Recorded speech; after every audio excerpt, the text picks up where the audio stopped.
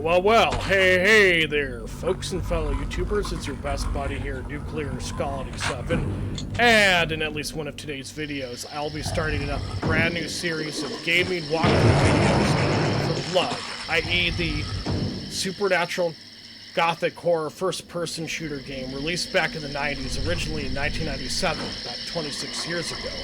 So the name of the first level we will be on today will be Episode 1, Level 1, Cradle to Grave, which is obviously a reference to the phrase from the cradle to the grave. Better way would be from the womb to the grave, but hey, that's what I think anyway. So anyhow, I'm going to quickly read to you guys the plot for this game via an IMDb.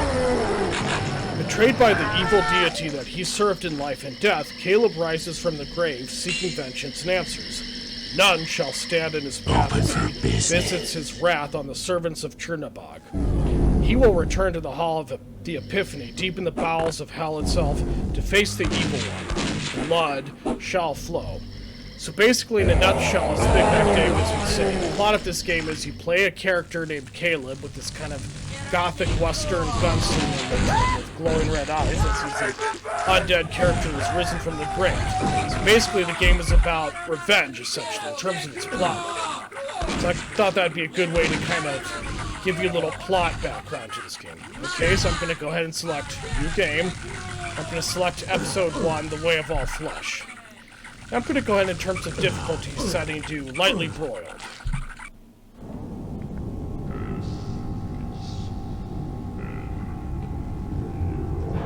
Welcome, my servants, my slaves.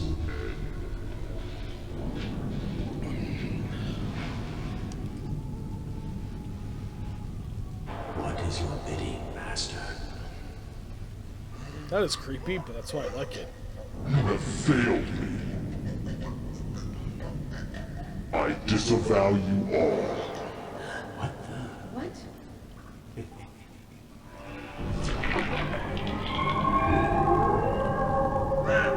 I know that it's our cheesy graphics, but don't play this.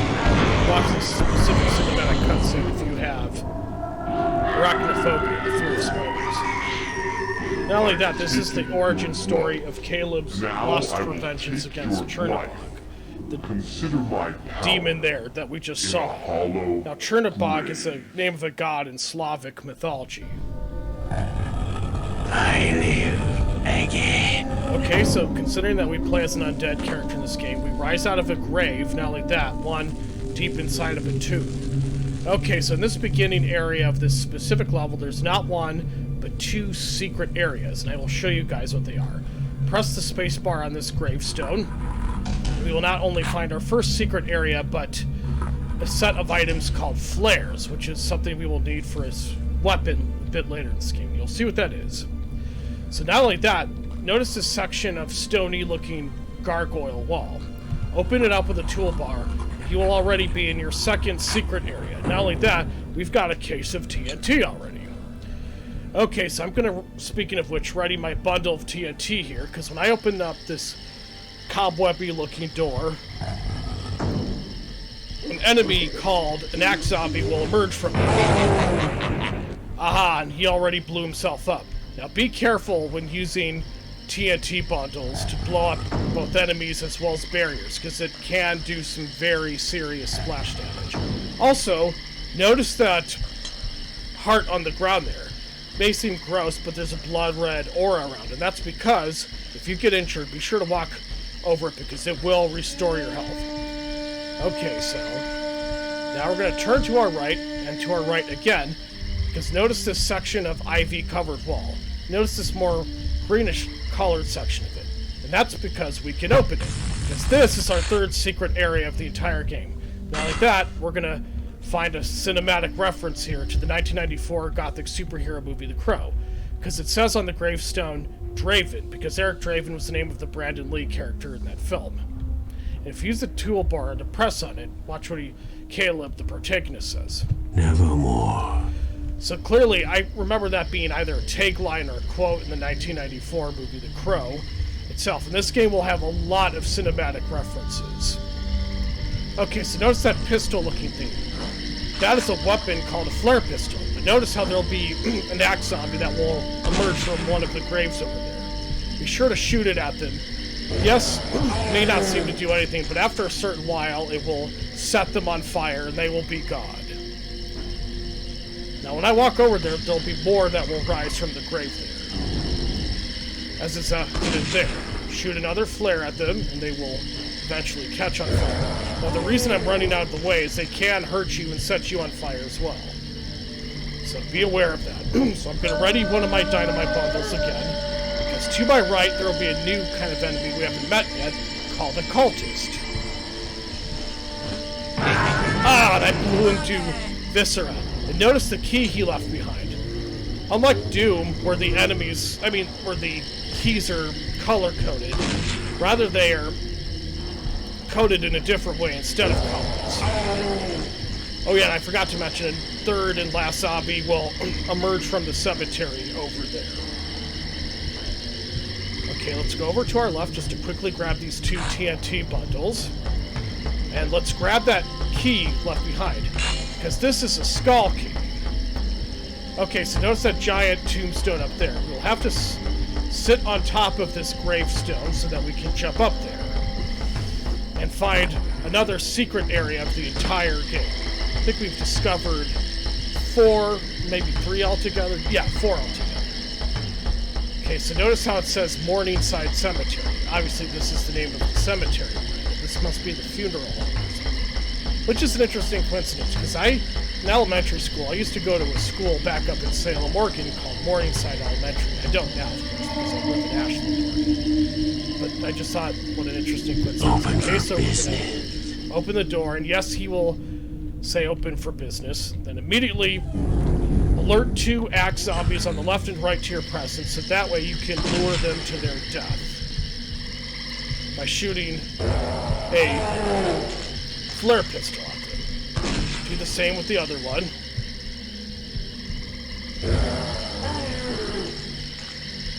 Okay, now, when we step into the funeral home here, it says, welcome to Morningside Funeral Home. We've got to be careful, because we're going to be met with not 2, but 3 cultists.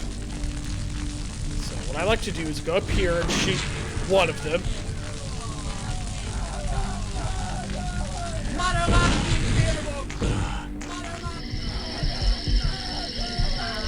It's funny because they speak mostly this demonic occult language, but when you set them on fire, the cultists that is, they speak just standard American English, as if that's their go-to language in an emergency situation, which is kind of funny. Okay, so there's a third one over there. Set him ablaze with a flare pistol as well. He will be gone.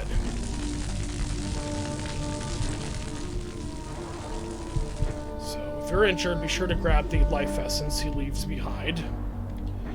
Okay, so we're going to pull out the pitchfork, which can be used, and we're going to grab this set of TNT bundles here. So we're going to jump up and use it to smash the window here. Now, I'm going to go ahead and save in case I get killed, because I'm going to use a TNT bundle to blow up a cultist to my right here.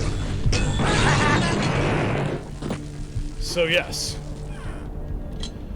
So, now you'll notice how there's... Oh, you didn't die. Okay, so I got a medical pack, so if there's no heart life essences around, be sure to use that instead, because that can also restore your health. Now I've got something called a dagger key.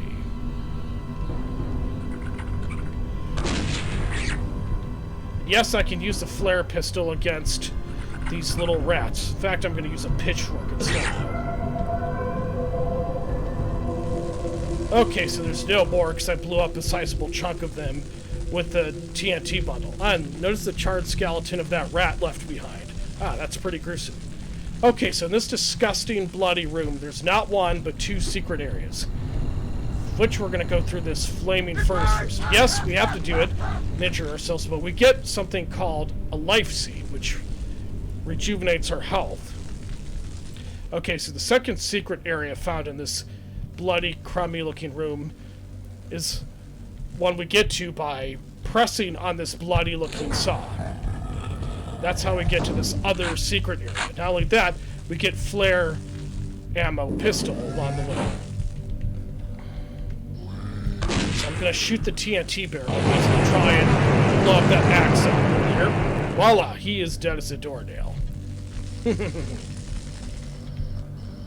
I'm gonna use it to notify that other one.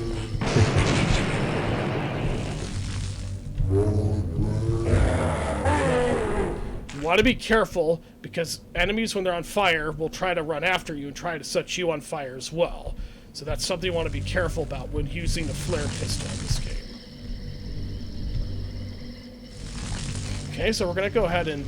So notice how when I blew up this section of wall with the TNT barrel, it leads right back to the tomb area found at the start of the game. But we don't need to go here, so we're just going to go here instead. Okay, so notice how all of these are mostly shot, these grave-looking things, but one is open. And, well, that's because there's a secret in there. But watch out, because there is rats in there. They will hurt you, as we all know. Just set one of them on fire, like I did there just now.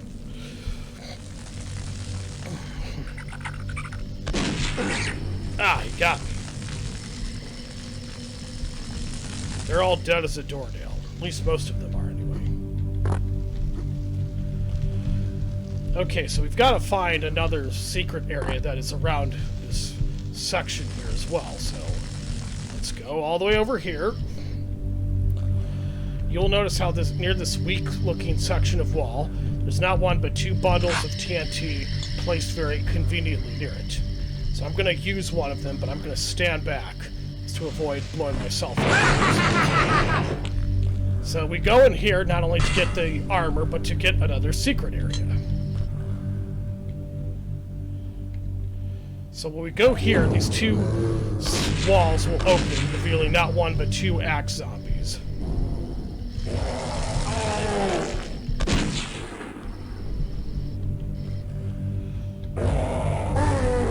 They are burnt to a crisp, of course. They are gone now.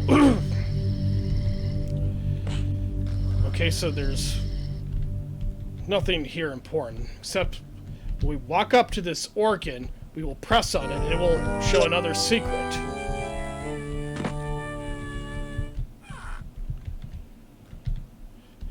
Okay, so notice where it says in loving memory, or near the rest in peace hurt there, there's a way to get this to open, because this is one of the other secret areas found in this game.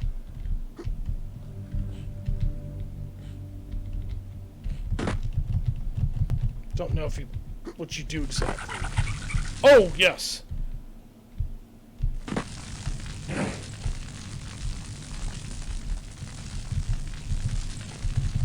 Yeah, I know there's a way to open it.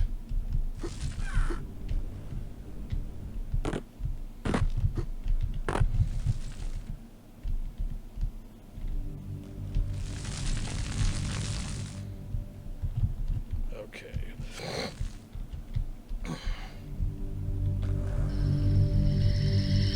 That's the outside area we've been to just now. At least it looks that way.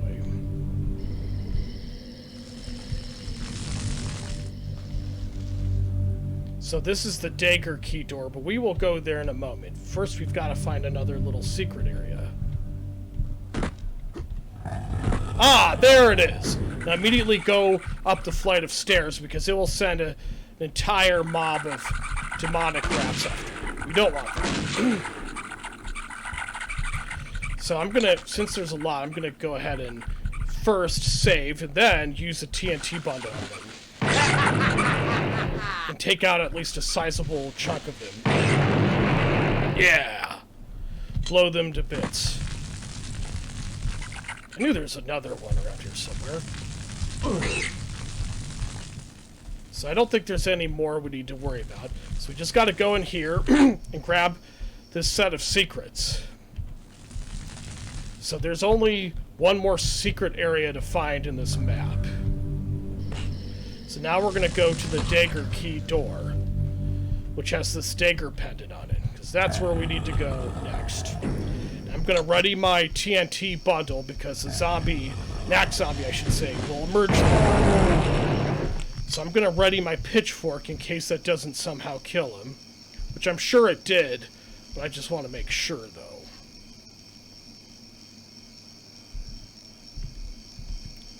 Alright, so he's dead. He would have come back otherwise. So we're going to jump behind this piece of tombstone here, because this is our last secret area of the entire game. Now I'm going to go ahead and save, because this last part near the exit gets a little tough. Because there's a lot of cultists. Okay, so I managed to successfully blow up one of them. Then hit one of them with the flare pistol.